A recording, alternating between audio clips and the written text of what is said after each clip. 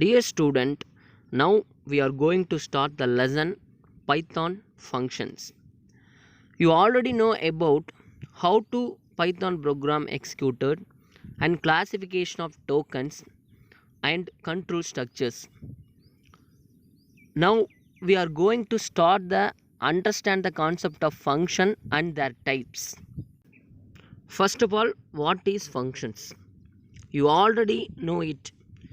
A large program can be splitted into small subprograms. Small subprograms called as functions. Functions are named block of code that are designed to do specific job. Okay. இப்போ பார்த்தீங்கன்னா இது ஒரு large program. இந்த large ப்ரோக்ராமை நம்ம small sub ப்ரோக்ராம்ஸை பிரிச்சுருக்கிறோம், divide பண்ணி பிரிச்சுருக்கிறோம். இந்த small sub program is called functions. இப்போது இதெல்லாமே ஒரு ஃபங்க்ஷன்ஸ் நீங்கள் வச்சுக்கலாம். இதுக்குள்ளே ஒரு ஸ்பெசிஃபிக் கோடு இருக்குது. இது ஒரு ஸ்பெசிஃபிக் ஜாப்பை எக்ஸிக்யூட் பண்ணுறதுக்காக இந்த கோடை நம்ம இங்கே தனியாக பிரித்து எழுதியிருப்போம். இப்போது சப்போஸ் இதில் பார்த்தீங்கன்னா ஒரு சின்ன மிஸ்டேக்ஸ் இங்கே வந்துச்சு அப்படின்னா இந்த கோடை மட்டும் நாம் செக் பண்ணால் போதும். இங்கே இருக்கிற கோடை செக் பண்ண தேவையில்லை. இதுவே லார்ஜ் ப்ரோக்ராமில் இங்கே ஒரு சின்ன மிஸ்டேக் வந்துருச்சு அப்படின்னா என்டையர் கோடவே நம்ம செக் பண்ணி ஆகணும். அதனால் எப்பவுமே ஒரு பெரிய ப்ரோக்ராம் எழுதும்போது அதை கண்டிப்பாக ஃபங்க்ஷன்ஸை யூஸ் பண்ணி தான் நாம் எழுதணும். ஸோ அதான் சொல்கிறாங்க, you will find that using functions make your programs easier to write, read and test and fix error. நம்ம ஈஸியாக ரைட் பண்ணலாம், டெஸ்ட் பண்ணலாம் அண்ட் ஃபிக்ஸ் எரர். ஒரு ஸ்மால் ப்ரோக்ராம் மட்டும்தானே இருக்குது, அந்த ப்ரோக்ராமுக்குள்ளே நாம் தனித்தனியாக டெஸ்ட் பண்ணி பார்த்துக்கலாம் அப்படிங்கிறாங்க. இந்த ஃபங்க்ஷனை யூஸ் பண்ணுறதுனால what are the main advantages அப்படின்னா, it avoids repetition and makes high degree of code reusing, which means நம்ம ஒரு ப்ரோக்ராம் எழுதுகிறோம் அப்படின்னா ஃபங்க்ஷனை யூஸ் பண்ணாமல் எழுதணும் அப்படின்னா ஒரே ஸ்டேட்மெண்ட்டை ரிப்பிட்டேஷனாக நம்ம யூஸ் பண்ண வேண்டிய நிலைமை வரும். ஒரு 2-3 இடத்துல யூஸ் பண்ண வேண்டிய நிலைமை வரும். அதே ஃபங்க்ஷன் யூஸ் பண்ண அப்படின்னா ஒரு இடத்துல எழுதுனா போது அதை மறுபடியும் நம்ம என்ன பண்ணிக்கலாம்னா ரீயூஸ் பண்ணிக்கலாம். It provides better modularity for your applications. நாம் ஒரு அப்ளிகேஷன் உருவாகிறதுக்காக கோடிங் எழுதுகிறோம். அந்த கோடிங்கில் நம்ம தனித்தனியாக ஒவ்வொரு ஃபங்க்ஷனுக்கும் ப்ரோக்ராமை பிரித்து நாம் ஒரு மாடுலரிட்டியை க்ரியேட் பண்ணுறோம் அப்படின்னு சொல்கிறாங்க. கொஞ்சம் ஒரு சிறந்த நிலையை உருவாக்குறோம் அப்படிங்கிறத meaning. Okay, next, what type of functions used in programs? Types of functions. நாம் ஒரு ஃபங்க்ஷனை க்ரியேட் பண்ணோம் அப்படின்னா அது யூசர் டிஃபைன்டு ஃபங்க்ஷன்ஸ் அப்படின்னு சொல்கிறோம். ஆல்ரெடி நம்மளுடைய பைத்தான் லைப்ரரியில் இருக்கக்கூடிய ஃபங்க்ஷன்ஸ் பில்ட்-இன் ஃபங்க்ஷன்ஸ் அப்படின்னு சொல்கிறோம். நேம் இல்லாத அன்னேம்டு ஃபங்க்ஷன்ஸ், பெயர் இல்லாத ஃபங்க்ஷன்ஸ் லாம்டா ஃபங்க்ஷன்ஸ் அப்படின்னு சொல்கிறோம். ஒரு ஃபங்க்ஷன் தானே எக்ஸிக்யூட் பண்ணுச்சு அப்படின்னா ரிகர்சிவ் ஃபங்க்ஷன்ஸ் அப்படின்னு சொல்கிறோம். Okay, user define functions. Functions defined by the user themselves. நாம் ஒரு ஓன் ஃபங்க்ஷனுக்கு நாம் ப்ரோக்ராமில் க்ரியேட் பண்ணணும் அப்படின்னா அது யூசர் டிஃபைன்ட் ஃபங்க்ஷன்ஸ் அப்படின்னு சொல்கிறோம். There are many built-in functions that comes with the language Python. இப்போ நம்ம ஆல்ரெடி இன்பில்ட் ஃபங்க்ஷன்ஸ் 2-3 பார்த்துட்டு வந்திருக்கோம். அது ஒன்று என்ன அப்படின்னா print functions and input functions. இதெல்லாம் பைத்தான் லைப்ரரியில் இருக்கக்கூடிய ஃபங்க்ஷன்ஸ். பிரிண்ட் அப்படின்னா நாம் கொடுக்கக்கூடியதை அப்படியே மானிட்டரில் ஷோ பண்ணிடும். நாம் கொடுக்கக்கூடிய இன்புட்டை ஒரு வேரியபிளை ஸ்டோர் பண்ணுறதுக்கு இன்புட் ஃபங்க்ஷனை யூஸ் பண்ணுறோம். இதெல்லாம் இன்பில்ட் ஃபங்க்ஷன்ஸ் அப்படின்னு சொல்கிறோம். இப்போ நாம் க்ரியேட் பண்ணக்கூடிய ஃபங்க்ஷன்ஸ் எப்படி இருக்கும் அப்படின்னா, but you can also define your own functions. அதுக்கு ஒரு ப்ரொசீஜரை ஃபாலோ பண்ணணும். சில பாயிண்ட்ஸை நாம் நோட்டேட் பண்ணணும். ஃபர்ஸ்ட் ஒன் என்ன அப்படின்னா, function block begin with the keyword def. Def அப்படிங்கிற கீவேர்டில் தான் அந்த ஃபங்க்ஷன் ஸ்டார்ட் ஆகணும். டெஃப் அப்படிங்கிற கீவேர்டில் ஸ்டார்ட் ஆச்சுனாவே அது யூசர் டிஃபைன் ஃபங்க்ஷன் சொல்லிடலாம். அண்ட் ஃபாலோவுட் பை, அதுக்கப்புறம் அதை தொடர்ந்து ஃபங்க்ஷன் நேம் இருக்கணும். அதை தொடர்ந்து ஃபங்க்ஷன் நேம் அண்ட் பெராந்திசிஸ் இருக்கணும் அப்படின்னு சொல்கிறாங்க. இப்போ ஃபார் எக்ஸாம்பிள் ஒரு சின்டாக்ஸ் பார்க்கலாம். இதில் பாருங்கள், டெஃப் அப்படிங்கிற கீவேர்டு இருக்குது அண்ட் ஃபங்க்ஷன் நேம் இருக்கணும் அப்படின்னு சொல்லியிருக்காங்க. பெராமீட்டர் 1, பெராமீட்டர் 2, P1 அப்படின்னு போட்டுருக்கு. பெராமீட்டர் 1, பெராமீட்டர் 2ன்னு இது மாதிரி எத்தனை பெராமீட்டர் வேணால் இருக்கலாம். கண்டிப்பாக லாஸ்ட்டில் கோலன் போட்டு முடிச்சிருக்கணும். இதான் ஃபங்க்ஷன் ஹெட்டர் அப்படின்னு சொல்லுவோம். நெக்ஸ்ட் அதுக்கப்புறம் இங்கே என்ன பண்ணணும் அப்படின்னா பாடி ஆஃப் த ஸ்டேட்மெண்ட், அதுக்கப்புறம் இன்டென்டேஷன் பண்ணி body of the statement and last return statement கொடுக்கணும். இந்த ஃபங்க்ஷன் ஏதாச்சும் ஒரு வேல்யூ ரிட்டன் பண்ணுதா இல்லையா அப்படின்னு சொல்லி. ஓகே, செகண்ட் பாயிண்ட் என்ன அப்படின்னா, Any input parameters and arguments should be placed within these parentheses when you define a functions. இப்போ பாருங்கள் இந்த சின்டாக்ஸ் இதுதான் நம்ம யூசர் டிஃபைன் ஃபங்க்ஷனோட அமைப்பு. இதில் பார்த்தீங்கன்னா ஃபஸ்ட் பாயிண்டில் பார்த்த மாதிரி டெஃப் கீவேர்டு இருக்கணும், ஃபாலோடு பை ஃபங்க்ஷன் நேம் வரணும். அண்ட் இதை தான் வந்து செகண்ட் பாயிண்டில் சொல்லியிருக்காங்க என்ன அப்படின்னா பெராந்தீசஸ்க்குள்ளே வந்து பெராமீட்டர்ஸ் அண்ட் ஆர்குமெண்ட்ஸ் இருக்கணும் அப்படிங்கிறோம். பெராமீட்டர்ஸ் அப்படின்னா வேரியபிள்ஸ் அப்படின்னு சொல்லலாம். அண்ட் ஆர்குமெண்ட்ஸ் அப்படின்னா நம்பர்ஸ். இப்போ அந்த 3 4 அப்படின்னு இருந்துச்சுன்னா அது ஆர்குமெண்ட்ஸ் அப்படின்னு சொல்லுவோம். எதாக இருந்தாலும் இது வந்து ப்ராக்கெட்டுக்குள்ளே இருக்கணும், பெராந்தீசஸ்க்குள்ளே இருக்கணும். இதுதான் பெராந்தீசஸ், அதுக்குள்ளே இருக்கணும் அப்படின்னு சொல்கிறாங்க. ஓகே, தேர்ட் பாயிண்ட் என்ன சொல்லியிருக்காங்க அப்படின்னா the code block always come after a colon and is intended. இப்போ இது வந்து ஃபஸ்ட்டு இந்த ஃபங்க்ஷன் ஹெட்டரில் இந்த லாஸ்ட்டில் வந்து கோலன் வச்சுருக்கணும். கோலன் வச்சுட்டாவே அடுத்து வந்து நீ ஸ்டார்ட் ஆகுறது இங்கே ஸ்டார்ட் ஆகும் அப்படிங்கிறது தான் மீனிங். அதை சொல்லிக்கிறாங்க. கோலன் வச்சு அப்படின்னா அடுத்த ஸ்டேட்மெண்ட் வந்து இங்கே ஸ்டார்ட் ஆகும், இன்டெண்ட் ஆகும் அப்படிங்கிறாங்க. கண்டிப்பாக வந்து கோலன் போடலை அப்படின்னா கண்டிப்பாக எரர் காட்டும். ஓகே, ஃபோர்த் பாயிண்ட் பார்த்தீங்கன்னா the statement return expression exist a functions and optionally passing back an expression to the caller. அதாவது ஒரு ஃபங்க்ஷன் முடிஞ்சதுக்கப்புறம் இந்த ரிட்டன் ஃபங்க்ஷன் வந்து எக்ஸிக்யூட் ஆகும் அப்படின்னு சொல்கிறாங்க. கண்டிப்பாக வந்து இது ஏதோ ஒரு வேல்யூவை பாஸ் பண்ணும், ஒரு வேல்யூவாக பாஸ் பண்ணும். அப்படி எதுவுமே பாஸ் பண்ணல அப்படின்னா return functions with no argument. No ஆர்கியூமெண்ட்னு இந்த இடத்துல வேல்யூ எந்த வேல்யூவும் பாஸ் பண்ணல அப்படின்னா நன் அப்படிங்கிற ஒரு வேல்யூவை அந்த இடத்துல பாஸ் பண்ணும் அப்படிங்கிறாங்க. ஃபார் எக்ஸாம்பிள், ஒரு ப்ரோக்ராமில் இருக்கக்கூடிய யூசர் டிஃபைன் ஃபங்க்ஷன் வந்து டைரெக்டாக கண்ட்ரோல் யூசர் டிஃபைன் ஃபங்க்ஷனுக்கு வராது. நாம் அதை வந்து கால் பண்ணணும், அதுக்கு பேர் தான் காலர் அப்படின்னு சொல்லுவோம். இந்த காலர்லேருந்து கால் இங்கே வந்துச்சுன்னா மட்டும்தான் இந்த ஃபங்க்ஷன் எக்ஸிக்யூட் ஆகும். அப்படி நம்ம எக்ஸிக்யூட் ஆகும்போது இந்த ஃபங்க்ஷன் இந்த பிளாக் ஆஃப் ஸ்டேட்மெண்ட்டில் எக்ஸிக்யூட் ஆகி இந்த ஃபங்க்ஷன் எக்ஸிஸ்ட் ஆகும்போது இந்த ரிட்டன் அப்படிங்கிற இந்த ஃபங்க்ஷன் இந்த ஸ்டேட்மெண்ட் என்ன பண்ணும் அப்படின்னா ரிட்டன் அப்படிங்கிற இந்த ஸ்டேட்மெண்ட் வந்து ஒரு எக்ஸ்ப்ரெஷன் ஒரு வேல்யூவை கண்டிப்பாக அந்த காலருக்கு ரிட்டன் பண்ணும். அப்படி இல்லை அப்படின்னா நன் அப்படிங்கிற ஏதோ ஒரு நன் அப்படிங்கிற வேல்யூவை டிஸ்பிளே பண்ணும் அப்படிங்கிறாங்க.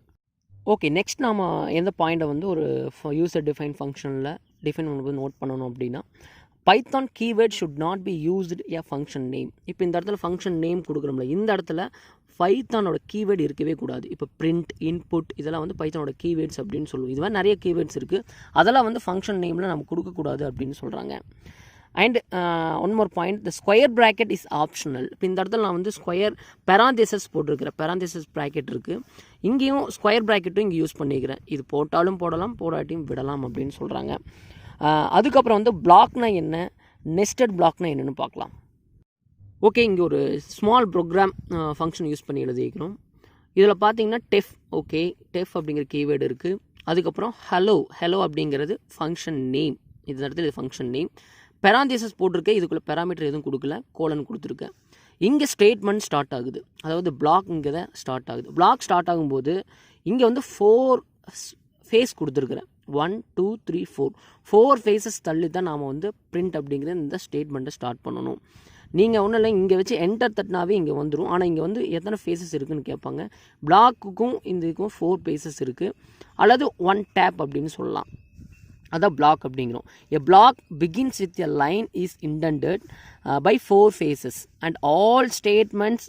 அப்படி எல்லா ஸ்டேட்மெண்ட் இந்த 4 ஃபேஸஸ்லாம் இப்படி லைன் பை லைனாக வந்துகிட்டே இருக்கும் அப்படின்னு சொல்கிறாங்க.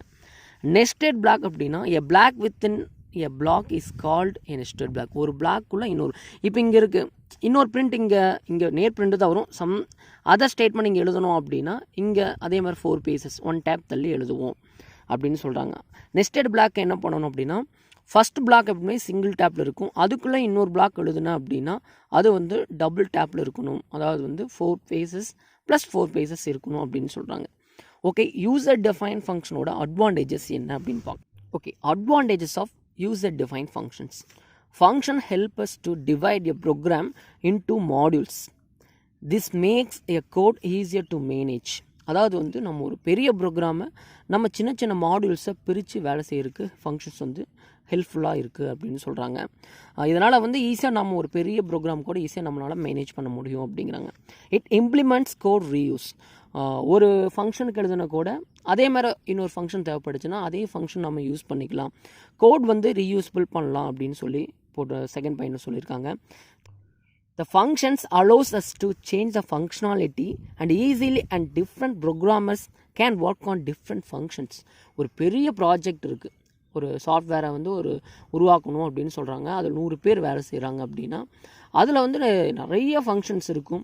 அதில் ஒவ்வொருத்தரும் ஒவ்வொரு ஃபங்க்ஷன்ஸை ஒர்க் பண்ணுவாங்க அப்படின்னு சொல்கிறாங்க. இதுக்கு எல்லாத்தையுமே ஃபங்க்ஷன் வந்து ஹெல்ப்ஃபுல்லாக இருக்குது அப்படிங்கிறாங்க. ஒரு ஃபங்க்ஷனாலிட்டியை க்ரியேட் பண்ணி தருது அப்படின்னு சொல்கிறாங்க. இதெல்லாம் ஃபங்க்ஷன்ஸோட advantages. Okay students, next very important concept calling a functions. எப்படி யூசர் டிஃபைன் ஃபங்க்ஷன் வந்து எக்ஸிக்யூட் ஆகுது அப்படிங்கிறத நாம் இப்போ பார்க்கலாம். இப்போ வந்து நம்ம ஹலோ அப்படிங்கிற யூசர் டிஃபைன் ஃபங்க்ஷன் எப்படி எக்ஸிக்யூட் ஆகுது அப்படின்னு பார்க்கலாம். இங்கே பாருங்கள், இங்கே டெஃப் அப்படிங்கிற கீவேர்டை யூஸ் பண்ணியிருக்கோம். ஹலோ அப்படிங்கிறது ஃபங்க்ஷன் நேம், பெராந்திசஸ் யூஸ் பண்ணியிருக்கோம். இந்த பெராந்திஸ்க்குள்ளே எந்த ஒரு பெராமீட்டரோ ஆர்குமெண்ட்டோ எதுவும் இல்லை. செகண்ட் வந்து கோலன் வச்சு நம்ம வந்து ஃபங்க்ஷன் ஹெட்டரை க்ளோஸ் பண்ணியிருக்கோம். நெக்ஸ்ட் வந்து அடுத்த ஸ்டேட்மெண்ட் அந்த 4 ஃபேஸஸ் தள்ளி ஒரு டேப் தள்ளி பிரிண்ட் அப்படிங்கிறத இங்கே ஸ்டார்ட் பண்ணியிருக்கோம். பிரிண்ட் அப்படிங்கிற இந்த ஸ்டேட்மெண்ட், இந்த பிளாக் இங்கே ஸ்டார்ட் ஆகுது. இதில் வந்து நம்ம ஒரே ஒரு பிரிண்ட், ஒன்றுமே இல்லை, ஹலோ பைத்தான் அப்படிங்கிறத மட்டும் டிஸ்பிளே பண்ண போகிறோம். இங்கே வந்து ரிட்டன் போட்டு முடிச்சிருக்கோம். ரிட்டன் எந்த வேல்யூ ரிட்டன் பண்ணல அப்படிங்கிறது. ஆக்சுவலாக ஃபங்க்ஷன் யூசர் டைப் ஃபங்க்ஷன் இங்கிருந்து இது வரைக்கும் இருக்குது. ஆனால் கண்ட்ரோல் எடுத்தோன்னே இங்கே போகாது, ஏன்னா இதை வந்து கால் பண்ணணும். யூசர் டிஃபைன் ஃபங்க்ஷனை நம்ம கால் பண்ணால் தான் அது எக்ஸிக்யூட் ஆகும். இப்போ ஃபஸ்ட்டு எடுத்தோன்னே கண்ட்ரோல் வந்து இங்கே தான் ஸ்டார்ட் ஆகும், பிரிண்ட் அப்படிங்கிற இந்த இடத்துல.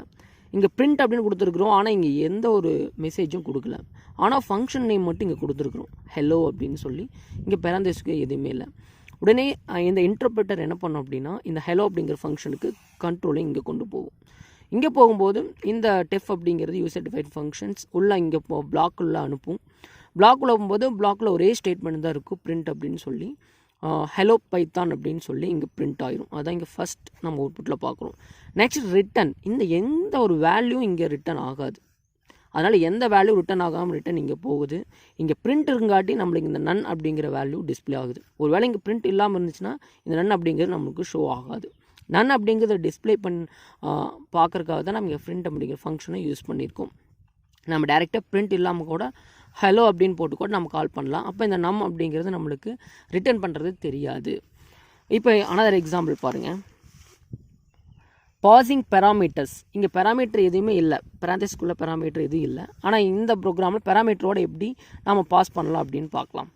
இந்த எக்ஸாம்பிள் பாருங்கள். டெஃப் அப்படிங்கிறது கீவேர்ட், ஏரியா அப்படிங்கிறது ஃபங்க்ஷன் நேம், WH அப்படிங்கிறது என்ன அப்படின்னா பெராமீட்டர்ஸ். இந்த ரெண்டுமே வந்து என்ன சொல்லலாம் அப்படின்னா பெராமீட்டர்ஸ். இந்த கோலன் வச்சு நம்ம ஃபங்க்ஷன் ஹெட்டர் க்ளோஸ் பண்ணியிருக்கோம். நெக்ஸ்ட் வந்து எந்த ஒரு பிளாக்கும் இங்கே எழுதலை, ஆனால் ரிட்டன் மட்டும் கொடுத்துருக்கோம். ரிட்டனில் வந்து ஒரு எக்ஸ்பிரஷன் கொடுத்துருக்கோம், W/H அப்படின்னு சொல்லி. ஆக்சுவலாக யூசர் டிஃபைன் ஃபங்க்ஷன் இங்கே ஸ்டார்ட் ஆகி இங்கே க்ளோஸ் ஆகுது. கண்ட்ரோல் வந்து டேரெக்டாக இங்கே போகாது, நாம் அதை கால் பண்ணால் மட்டும் தான் கண்ட்ரோல் இங்கே போகும். இப்போ ஃபஸ்ட்டு ப்ரோக்ராம் ஸ்டார்ட் ஆகிற ஏரியா வந்து இந்த பிரிண்ட் அப்படிங்கிற ஃபங்க்ஷன் தான்.